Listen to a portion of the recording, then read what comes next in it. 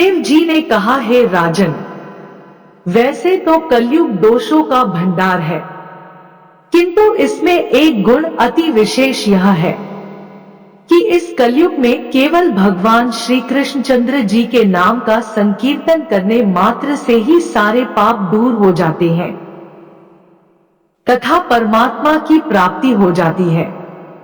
सतयुग में भगवान की करोड़ों वर्ष तपस्या तथा ध्यान करने से, त्रेतायुग में सैकड़ों यज्ञादि कर्म करने से, द्वापर में पूजा सेवा करने से जो फल प्राप्त होता है, कलयुग में वही फल केवल भगवान नाम का संकीर्तन करने से प्राप्त हो जाता है। जिन भगवान के नामों का संकीर्तन करने से सारे पापों का नाश हो जाता है, जिनको प्रणाम करने से सारे दुख दूर हो जाते हैं, उन परमात्मा श्री कृष्णचंद्र जी को मैं नमस्कार करता हूँ। दोहा, कलयुग में राजा सभी होंगे क्रूर स्वभाव, पतिव्रता भूखन मरे वैश्या पान चबाए। राजा परीक्षित ने पूछा, हे ब्राह्मण, जब भगवान श्री कृष्णचंद्र जी अपने परमधाम को चले गए, तब इस पृथ्वी पर किन किन देश के राजाओं का राज्य रहा तथा भविष्य में किन किन वंश के राजाओं का राज्य रहेगा, कृपा करके मुझे समझाइए। श्री सुखदेव जी बोले, हे राजा परीक्षित, नवम स्कंद में मैंने तुम्हें बताया था कि मगध देश के राजा जरासंध के पिता बृहद्रथ के वंश का राज्य कलयुग के आरंभ से ही रहेगा। उस वंश का अंतिम राजा पुज्जय होगा। उसने एक शुनक नाम का मंत्री होगा। वह पुरज्जय को मरकर अपने प्रधोत नाम के पुत्र को राजा बनाएगा। उस प्रधोत का पालक नाम का पुत्र होगा। पालक का बिशाख्यु, बिशाख्यु का राजक और राजक का नंदिवर्धन पुत्र होगा।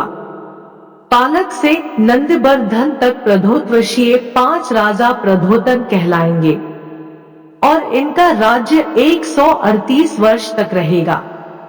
इसके उपरांत मगध देश का राजा शिशुनाग होगा। शिशुनाग का कबर पुत्र होगा। उसके क्षमधर्मा तथा क्षमधर्मा के क्षेत्रीय पुत्र होगा। क्षेत्रज्ञ का विधिसार और विधिसार का अजातशत्रु। अजातशत्रु के में 360 वर्ष तक राज्य भोगेंगे। हे परीक्षित, राजा महानंदी के शुद्ध पत्नी की गर्भ से नंद नामक एक पुत्र उत्पन्न होगा। वह बड़ा बलवान तथा महापद असंख्य सेना का स्वामी होगा। इसके पास धन भी इतना होगा, इसीलिए इसको महापद नंद कहेंगे। राजा क्षत्रियों का विनाश करने वाला होगा। वह शूद्र बड़ा अधर्मी होगा। पृथ्वी का एक क्षत्र सम्राट होगा।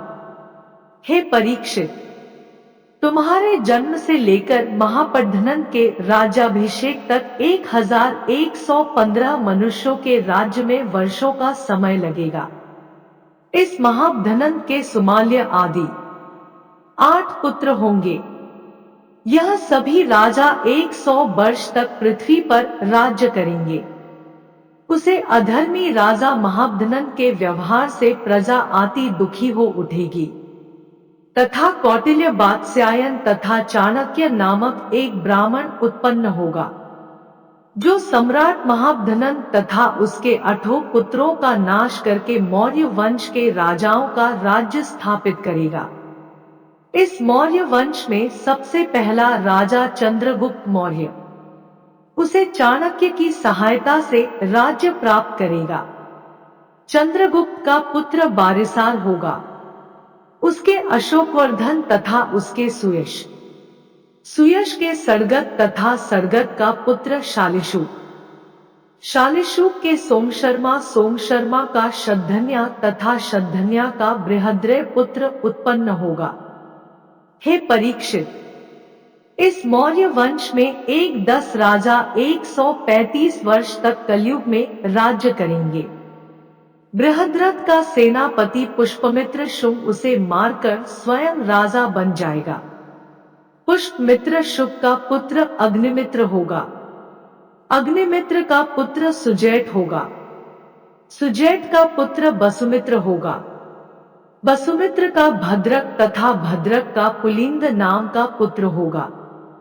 पुलिंद का पुत्र घोष, घोष का वज्रमित्र, उसका पुत्र भागवत, उसका पुत्र देवभूति होगा। शुंभवंश के यह 112 वर्ष तक पृथ्वी पर कलयुग में राज्य भोगेंगे। हे राजा परीक्षित, शुभवंश के समाप्त होने पर कण्व वंश का राज्य स्थापित होगा। शुभवंश का अंतिम राजा देवभूति दुष्ट स्वभाव का लंपट होगा। उसे मारकर कण्ववंशी वासुदेव, वासुदेव का पुत्र भूमित्र, उसका पुत्र नारायण, उसका पुत्र सुशर्मा होगा। सुशर्मा बड़ा प्रतापी राजा होगा। इस प्रकार कण्ववंश के यह 4 राजा कलयुग में 335 वर्ष राज्य करेंगे। हे परीक्षित, उसके उपरांत अवभृति नगर के साथ अभीर 10 गर्दभी तथा 16 कंग राजा राज भोगेंगे। यह सब लोभी दुष्ट स्वभाव के होंगे। इसकी पश्चात 8 यवन तथा 14 तुर्क राजा राज करेंगे। इसके पश्चात 10 गुरुंड अंग्रेज गोरे राज करेंगे। उसके पश्चात 11 मौन राजा होंगे।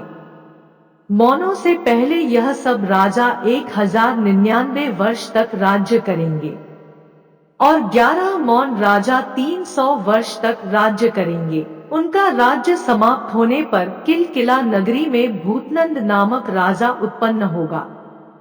उसके पश्चात मगध देश का राजा विश्वस्फूर्जी होगा। वह सब ब्राह्मण आदि उच्च वर्णों को म्लेच्छ जाति से बदल देगा। वहां बधवतीपुरी को राजधानी बनाकर हरिद्वार से लेकर प्रयाग तक राज्य करेगा। घोर कलयुग जो जो आता रहेगा, क्यों क्यों ब्राह्मण लोगों के संस्कार शून्य होते जाएंगे तथा राजा लोग शूद्रों के जैसे आचरण करेंगे। सभी स्थानों पर शूद्रों का ही राज्य होगा। यह लोग दान आदि नहीं करेंगे, छोटी छोटी बातों पर क्रोध करेंगे। यह पापी स्त्री बच्चों तथा गौओं को मारने में लगेंगे। पराई स्त्री तथा धन के लिए ये मुंह से लार गिरावेंगे। उनकी उन्नति अबंती क्षणिक होगी, आयु थोड़ी होगी। ये बलहीन होंगे तथा अपने कर्तव्य का पालन नहीं करेंगे। ये रजोगुण तथा तमोगुण से युक्त होंगे। उन्हें राजा तो नहीं कहेंगे, यह मलिच्छ लुटेरे डाकू ही होंगे। यह प्रजा का खून चूसेंगे और अंत में सब नष्ट हो जाएंगे।